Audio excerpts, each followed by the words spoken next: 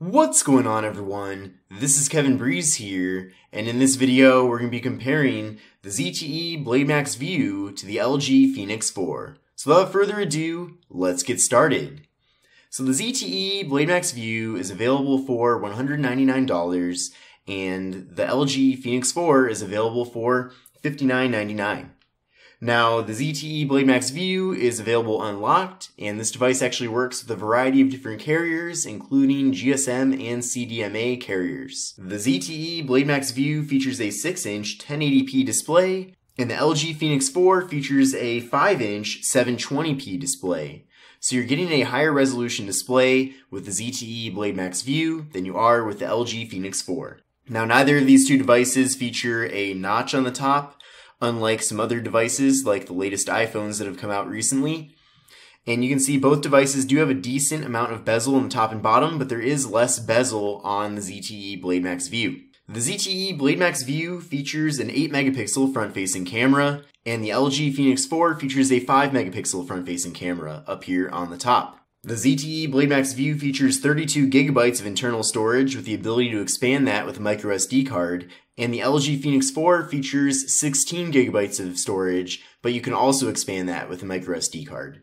Neither of these two devices support wireless charging, and on the ZTE Blade Max View there is a fingerprint sensor here on the back, but on the LG Fenix 4 there is no fingerprint sensor. This is just really a button to turn on the device. Taking a look at the rear cameras here, on the ZTE Blade Max View, we have dual cameras with one being 16 megapixels and the other being 2 megapixels. But this allows you to take pictures in portrait mode. Now on the LG Fenix 4, we have a single 8 megapixel camera and no portrait mode.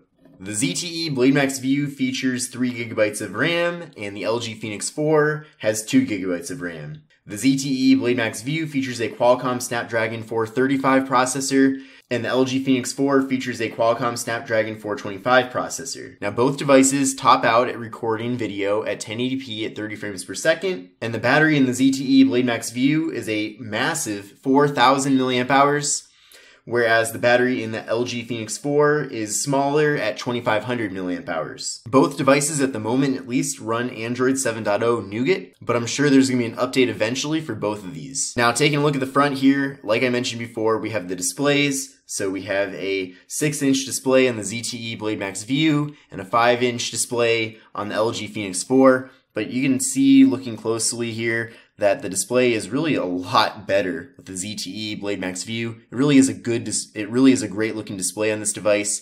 And the display on the LG Fenix 4 isn't really that bad, but it still isn't as good as the display on the ZTE Blade Max View. And then again, up towards the top here, we have the 8-megapixel front-facing camera on the ZTE Blade Max View and the 5-megapixel camera on the LG Fenix 4. We also have the earpiece up at the top. On the ZTE Blade Max View, all we have is the slot for the microSD card and SIM card, and on the LG Fenix 4, we have the volume rockers. Taking a look at the right side, on the ZTE Blade Max View, we have the volume rockers and power button, and there is nothing except for this little slit to pull off the back panel here on the LG Fenix 4. Taking a look at the top side here on the ZTE Blade Max View, we have the noise canceling microphone and a 3.5mm headphone jack. And on the LG Fenix 4, we have just the noise canceling mic. Taking a look in the bottom here on the ZTE Blade Max View, we have the microphone, we have the speaker, and we have the USB Type-C port. And on the LG Fenix 4, we have the micro USB port, the 3.5mm headphone jack, and the microphone. And then on the back, we have the cameras here on both devices with that 16-megapixel camera on the top and the 2-megapixel camera on the bottom on the ZTE phone. And then on the LG phone, we have the 8-megapixel camera here. Both devices have a flash, and we have a fingerprint sensor on the ZTE phone, and on the LG phone, we just have that power button. We also have a speaker here on the LG phone towards the bottom.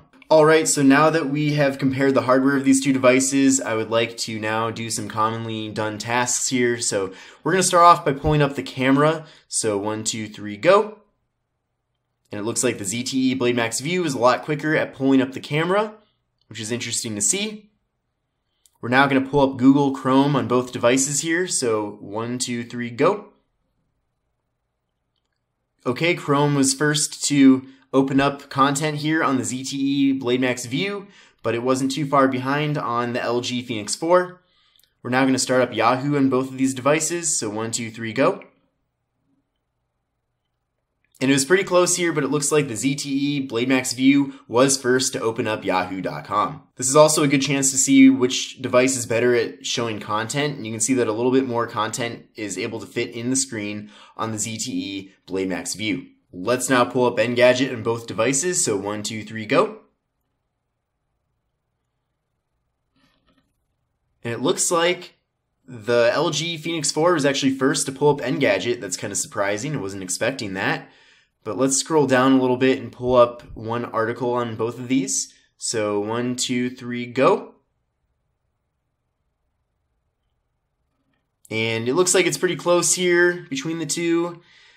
Yeah, I mean, it's pretty close tie. I mean, it seemed like for a little bit here, the LG Phoenix 4 was quicker, but then the ZTE Blade Max View was the one to end up loading everything first. So all in all, I think they're both pretty competitive here. But I think that the ZTE Blade Max View is the best for web browsing, and it's a little bit faster here, and having that better display really gives it the leg up. So I hope you enjoyed this video here comparing the ZTE Blade Max View to the LG Phoenix 4. If you liked it, give me a thumbs up. If you have any questions at all, leave them down in the comment section below. Now, I have been doing extensive coverage on both of these devices on my YouTube channel, so make sure to check out all the other videos that I've created about these devices, as there's a little bit of everything. I mean, I have videos showing off the different emojis in these two devices, I have gaming tests, I have comparisons with a variety of other smartphones out there. So all in all, just a lot of good stuff, and I have a lot of big things planned for this YouTube channel. I mean, I'm really just getting started. I have just so many plans. So make sure to subscribe, stay subscribed, you know, and I look forward to seeing you in the next video. So thanks so much for watching, everybody, and I'll see you in the next one. Take care. Bye.